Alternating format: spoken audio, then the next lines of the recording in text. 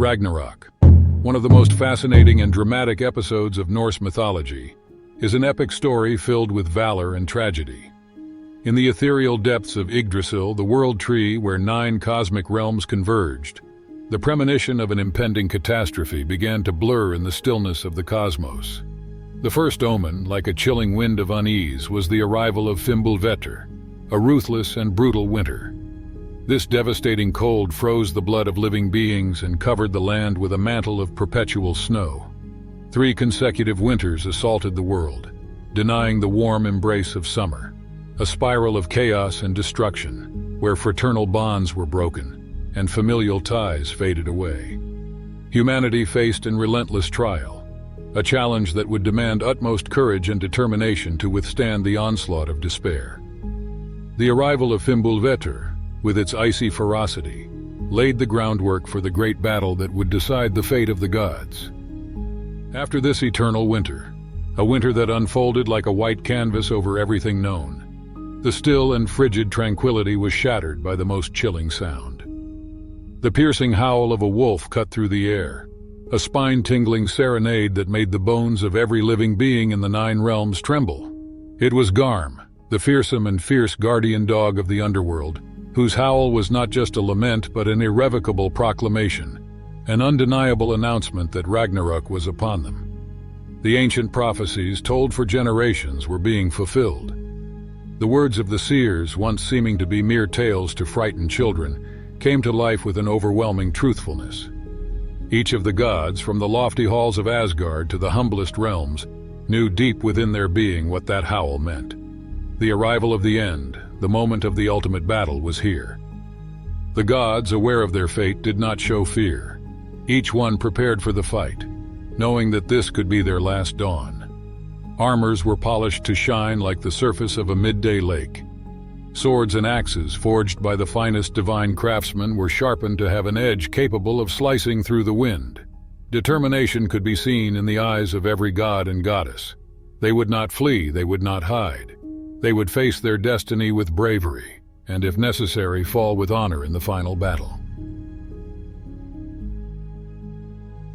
Heimdall, the watchman of the gods, was the first to raise the alarm. His ear, sharp as no other, heard the roaring of the beasts and the advance of the giants from Jotunheim. With a blow on his horn, the Gjallarhorn, a horn whose sound echoed throughout the 9 realms, the gods, led by Odin, prepared for battle, knowing that the inevitable final conflagration was looming. The Bifrost Bridge, a luminous and multicolored structure that served as a connecting path between Midgard, the world of men, and Asgard, the dwelling of the gods, began to creak and tremble. This rainbow walkway, created by the gods and reinforced with magic and myth, could not resist the impending onslaught.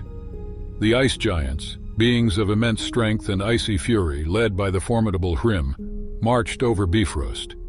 The bridge, though resistant, could not withstand the crushing weight of these beings, and crumbled in a burst of lights and sparks, dissipating into the void like shooting stars disappearing on the horizon, taking with it a large part of the Jotunheim army. Simultaneously, from the east, a ship of unimaginable proportions sailed the turbulent waters. It was the Naglfar, a monstrous ship forged with the nails and dead skins of men, a ship that symbolized misery, suffering, and death. Naglfar carried on board an army of creatures that could only have been spawned in the darkest nightmares: fire giants, trolls, monsters, and other aberrations of nature. At the front of this anarchic and chaotic host was Loki, the god of deception and discord. With his twisted smile and eyes full of malice, Loki steered the ship towards the battle with vengeful determination. His resentment towards the gods who had banished and chained him burned inside him, fueling his desire for revenge. With an army at his disposal and destruction as his goal, Loki prepared to unleash Ragnarok on the gods and the entire world, plunging everything into unbridled chaos, clinging to the precipice of total destruction. At that crucial moment, the children of Loki, the cunning god of deceit, were released from their chains that had kept them prisoners.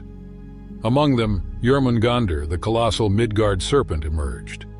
Its immense serpentine body extended across the breadth of the oceans, encircling the world in its sinuous form while biting its own tail in an eternal cycle.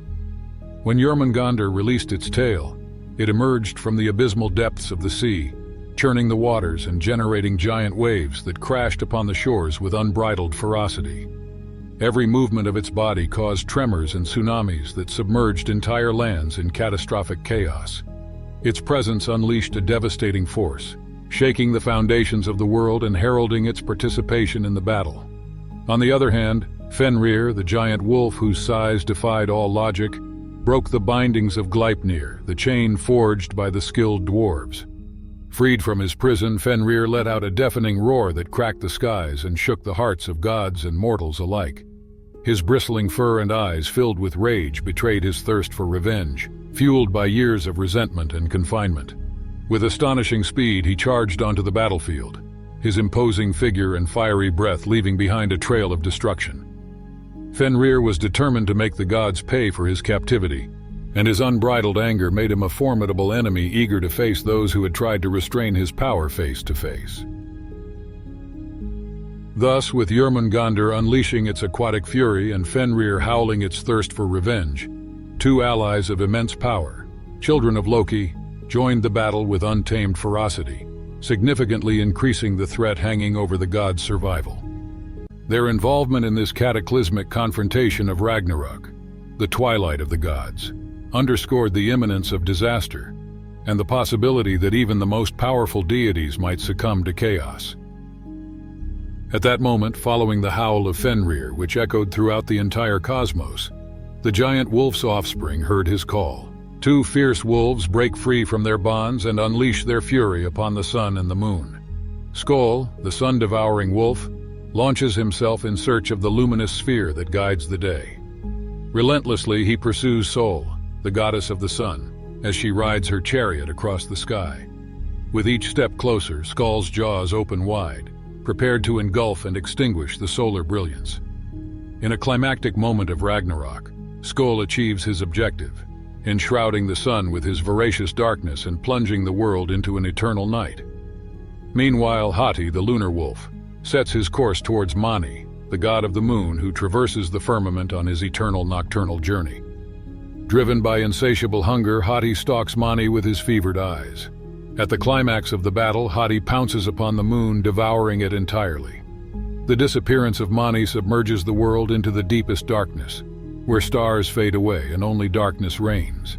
Thus, cosmic wolves that devour the sun and the moon intertwine with the destiny of the gods and mark a moment of great desolation in the epic battle of Ragnarok. The absence of their light and warmth deprives the world of vitality and hope. The decisive confrontation began on the vast plain of Vigrid, a battlefield that seemed to stretch to the end of the world, and perhaps that was exactly what was at stake. The earth trembled at the magnitude of the forces ready to clash. The gods of Asgard, led by Odin, appeared, mounted on their magnificent steeds, their hooves shimmering like shooting stars on the grass. Odin, with his single penetrating eye, looked towards the horizon, where giants and creatures born in the shadows of chaos rose. Despite the imminence of catastrophe, there was no fear on his face, but a steel resolve. His voice roared above the wind, a thunder that inspired his comrades for the impending battle. Then, with a war cry that rose to the very heavens, the great battle began. The clash of steel against steel, god against giant, order against chaos, created a deafening din that resonated not only through Vigrid but through the entire cosmos. It was as if every blow, every clash, every roar of fury or cry of pain was felt at the very core of reality.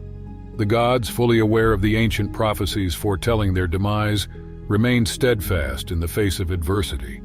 The courage of these celestial beings could be perceived in every shuddering blow they delivered, in every robust barrier they erected for protection, in every determined glance they exchanged.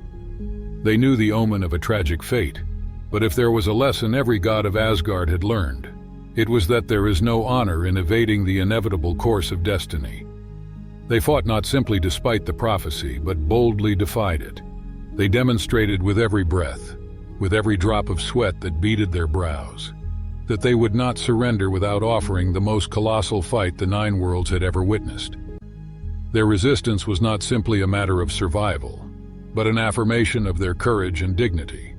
These gods, despite the shadows of defeat looming over them, refused to capitulate without resistance.